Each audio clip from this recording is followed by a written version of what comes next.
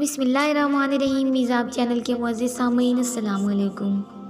Video शुरू करने से पहले आप दोस्तों से एक छोटी सी गुजारिश, अगर आपने अभी तक हमारे चैनल मिज़ाब इन्फो को सब्सक्राइब नहीं किया तो सब्सक्राइब करें और साथ में लगे घंटी के बटन को ज़रूर दबाएं ताकि हर नई वीडियो का नोटिफिकेशन आप दोस्तों तक सबसे पहले पहुंच सके।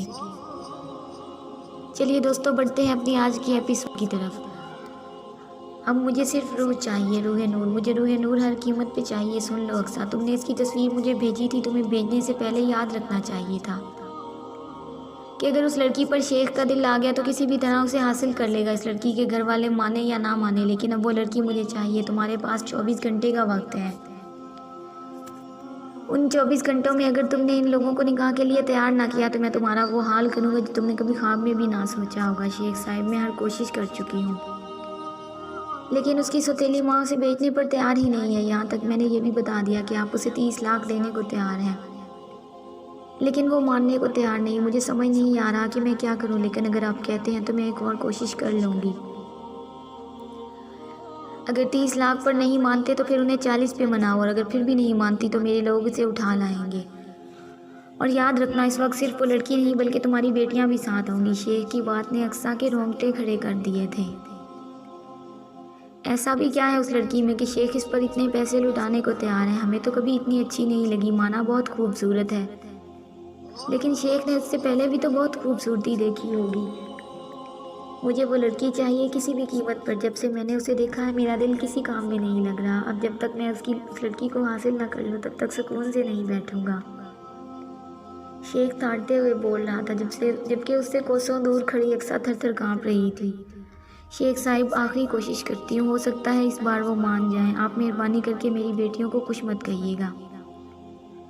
मैं उसे मना लूँगी। क्या ज़रूरत पड़ी थी मुझे भी रूह की फ़ोटो इतनी जल्दी भेजने की? ये शेख तो बिल्कुल पागल हो गया है। ठीक ही कहती हैं तज़ीम, एक नंबर की फसादन है ये। अपने साथ साथ मेरी बेटियों को भी फंसाएगी मनहूस।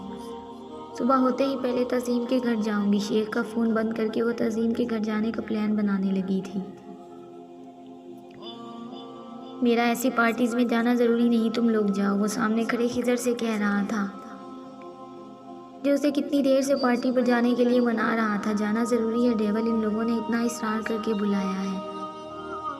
और साथ में तुम्हें यह भी बता दूं कि उन लोगों को तुमसे बहुत ज़रूरी काम है जो तुम्हारे अलावा और कोई नहीं कर सकता। खिजर का इरादा आज पक्का उसे अपने साथ ले जाने का था। काम उनको है, मुझे नहीं। प्यासा खुद कुएं के पास आता है, कुआं चल कर नहीं जाता प्यासे के पास। उन्हें अगर मुझसे इतना ही ज़रूरी काम है तो आकर मुझसे मिल सकते हैं, लेकिन अपॉइंटमेंट लेकर। अगर मेरा इरादा हुआ तो मैं मिलूँगा। अब तुम लोग यहाँ से जा सकते हो। डेवल डार्लिंग, चलते हैं ना, हम थोड़ी देर एंजॉय करेंगे। लैला अपने तंग चुस्त लिबास में चलती हुई इसके करीब आई थी और इसके गले में बाहें डालते हुए बोली, मैं तुम्हें कितनी बार कह चुका हूँ लैला, अपनी लिमिट्स में रहा करो। ये ना हो कि तुम्हें उठाकर एक बार फिर से वहीं फेंकाऊँ जहाँ से उठा कर लाया था। वैसे भी तुम्हारे होने या ना होने से मुझे कोई फ़र्क नहीं पड़ता। वो उसकी आंखों में देखते हुए बहुत कुछ जितला रहा था। जानती हूँ तुम्हें कोई फ़र्क नहीं पड़ता, लेकिन मुझे तो पड़ता है। और यकीन करो, बस एक बार मुझे अपनी खिदमत का मौका दो, तुम्हें भी फ़र्क पड़ने लगेगा। लैला इस तरह की गुफ्तगू सिर्फ डेवल के सामने ही करती थी और किसी में इतनी हिम्मत ना होती कि लैला के सामने ज़ुबान भी खोल पाए। बंद करो अपनी बकवास और निकलो यहाँ से। खबरदार जो आइंदा इस लहजे में मुझसे बात की। एक बात कान खोल कर सुन लो, तुम्हारे होने या ना होने से मुझे कोई फ़र्क नहीं पड़ता।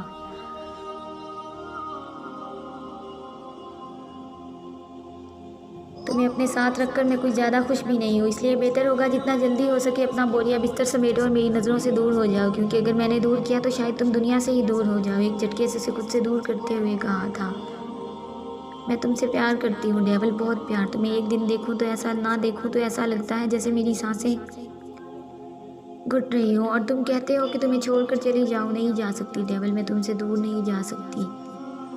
बहुत बहुत प्यार करती हूँ तुमसे, और मुझे यकीन है एक दिन तुम भी मुझसे प्यार करोगे, उसने रंधी हुई आवाज़ में कहा था। खिजर को बुरा लगा, लेकिन जिसके लिए वो ये सब कुछ बोल रही थी उसके तो कान में जूं भी ना रेंगी थी। मेरी ज़िंदगी में लड़की का वजूद कोई अहमियत नहीं रखता लैला। मुझे कभी किसी औरत से मोहब्बत नहीं हो सकती। मैं हर औरत की इज़्ज़त करता हूँ, तुम्हारी भी। मुझे औरत अच्छी लगती है, माँ के रूप में, बहन के रूप में।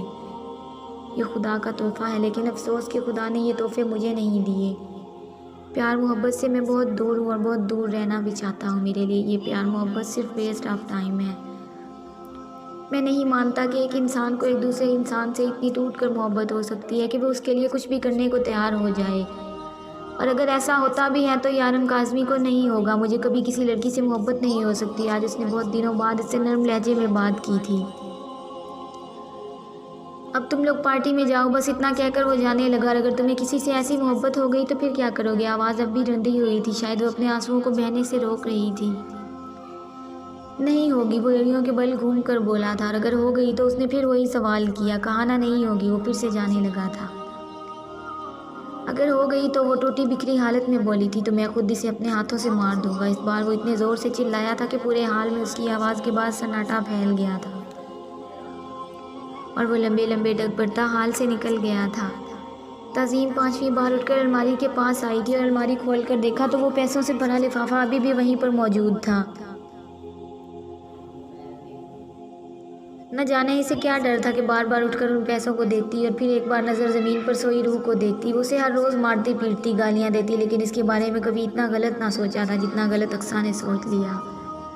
वो कभी उसे बेचने का नहीं सोच सकती थी। उनके घर के हालात इतने तंग थे कि 2 वक्त का खाना भी मुश्किल से नसीब होता। नूर का बाप एक सरकारी बैंक में छोटे ओहदे का ऑफिसर था। उसकी पेंशन आज भी आती, लेकिन इससे घर का गुजारा करना मुश्किल था और 3 बेटियों की शादी तो नामुमकिन ही था। ऐसे में उसे गोल्डन चांस मिल रहा था अपनी बेटियों की ज़िंदगी संवारने का, बल्कि अच्छे से अच्छे तरीके से शादी करने का। लेकिन इस सब के लिए उसे रूह की कुर्बानी देनी थी। अपनी 3 बेटियों की मोहब्बत में ये मुश्किल तो ना था। वो तो वैसे भी उसके सर पर थोपी गई थी। वो कोई उससे मोहब्बत तो नहीं करती थी और ना ही वो उसकी औलाद थी। वो तो एक धोखे का नतीजा था जो उसके शौहर ने दिया था। वो क्यों इतनी फिक्र करती? उसकी रूह तो मनहूस थी जिसने इसकी बेटी रानिया की दो बार शादी तुड़वा दी। इसे नफरत थी इससे, फिर क्यों सोचती उसके बारे में? वो नहीं थी, वो उसकी बेटी, और अगर बेटी थी भी तो सौतेली। उसे अपनी सगी बेटियों के बारे में सोचना था।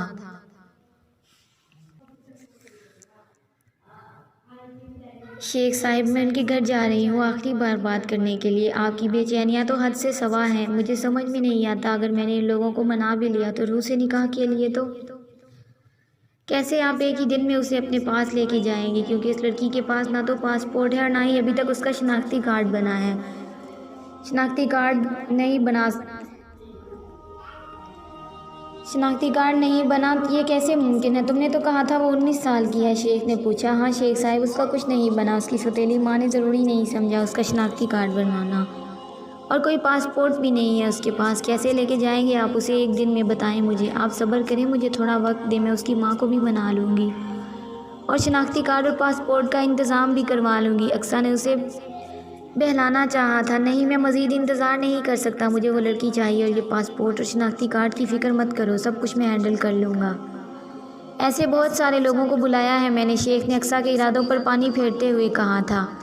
ठीक है शेख साहिब, मैं उसकी माँ से बात करती हूँ। उसने कॉल बंद करते हुए दरवाज़ा खटखटाया।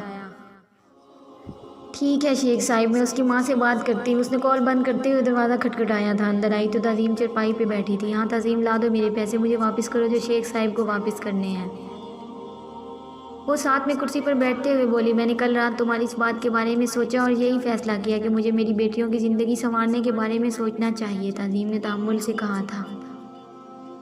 मतलब तुम रूह का निकाह करवाने को तैयार हो? अक्सा खुशी से चहकते हुए बोली थी। हाँ, मैं रूह का निकाह करवाने के लिए तैयार हूँ। जब तुम चाहो मौलवी और शेख को लेकर यहाँ आ जाओ,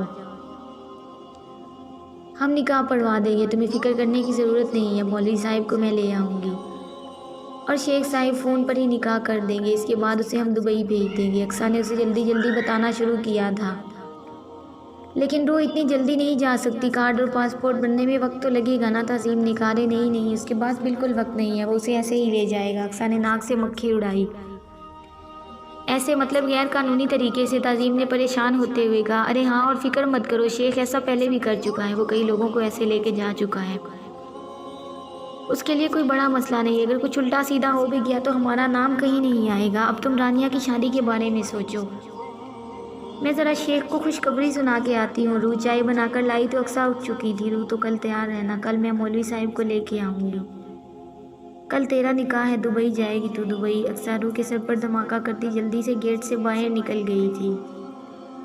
जबकि वो बेयकीनी से अपनी माँ के चेहरे को देख रही थी जो नज़रें झुकाए ज़मीन पर गाड़े हुए थी।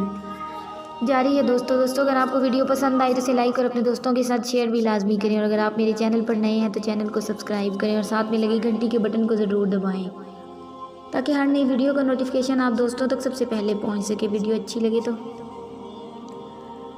अपना ख्याल रखें और दुआओं में याद रखें। मिलते हैं नेक्स्ट एपिसोड में, तब तक के लिए अल्लाह हाफिज़।